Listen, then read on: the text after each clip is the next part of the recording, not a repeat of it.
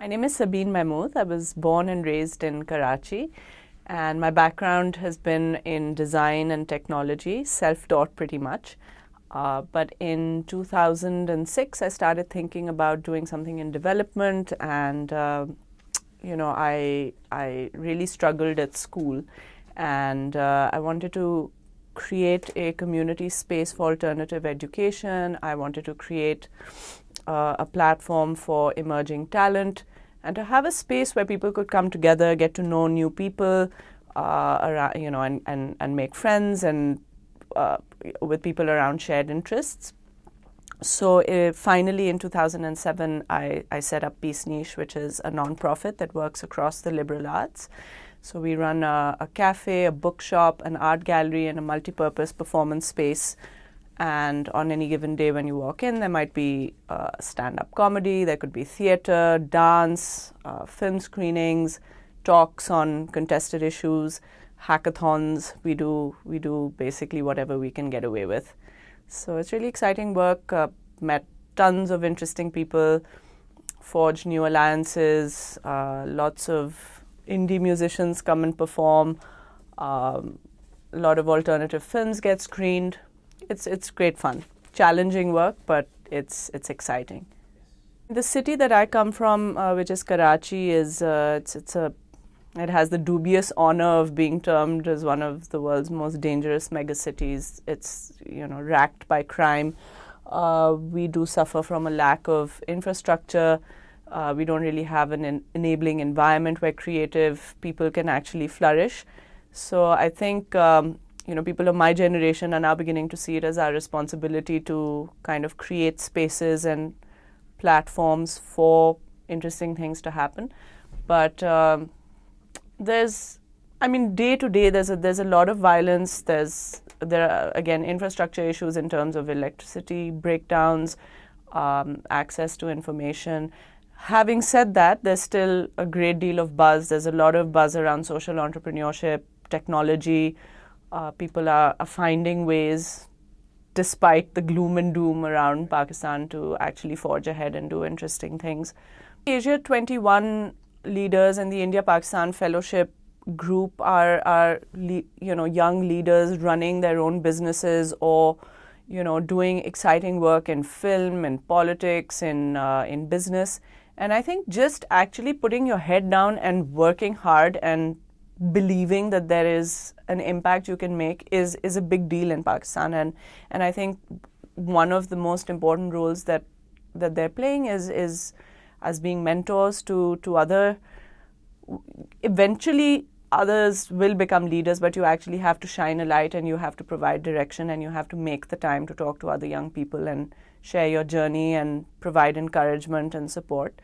And I think that is a very strong role that Asia 21 and the India-Pakistan Fellowship team are playing. Having conversations is really important. People talk about conflict resolution through dialogue, but you have to create those enabling environments and those frameworks for those conversations to happen. And I think the more people talk to each other, however small the groups are, I think it goes a long way.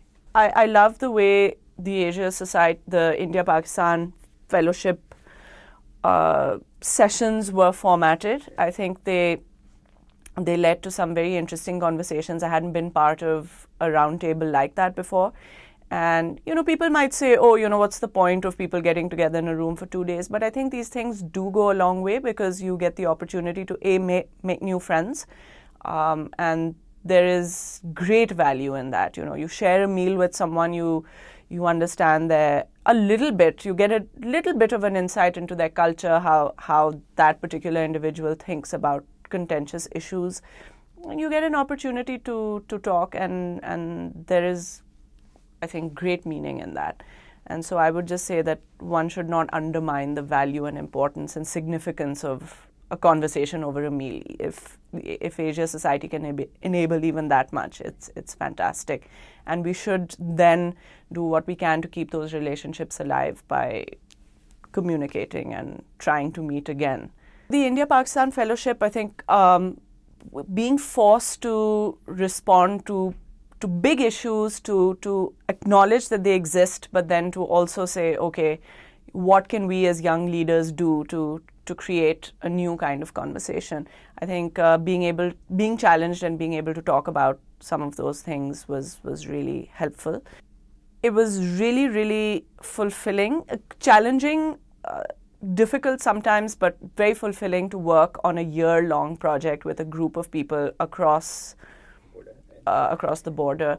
But again, we managed, and we did it through Twitter and Facebook and email and the Asia Society portal that we had for communication. So I think to come out with a tangible product at the end of it was great. So the public service project that we, after a very exciting session of brainstorming, was we've called it the Idiot's Guide to India-Pakistan Relations, and it's a sort of graphic.